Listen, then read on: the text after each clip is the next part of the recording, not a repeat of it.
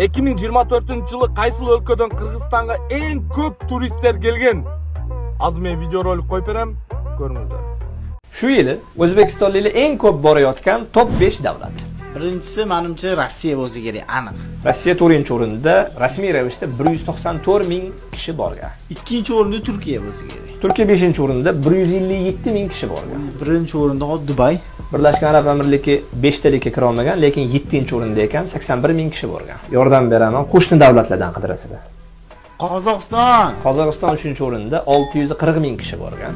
Qirg'iziston. Qirg'iziston 1-o'rinda 1 million 915 ming kishi borgan. Voy, Issiqko'lga borgan ko'pchilik, to'g'ri. Tojikiston. Tojikiston 2-o'rinda 797 ming kishi borgan. 1 million 915 ming O'zbekiston turist Kırgızistan'a gelip aylanıp dem alıp ketken. Elestetiңиздер 47 milyon, почти 50 milyon halkı var. Mamleketin statistikasında Kırgızistan 1-orunda turат. Qo'shni өлкөдө. Келиңиздер Өзбек туугандар, биз сиздерди тосуп жөнөтөбүз. Мыймандос кыргыз эли эмки жылы 6 milyon, может 7 milyon, 8 milyon Өзбекстан жараны келсе деле Кыргызстанга батат.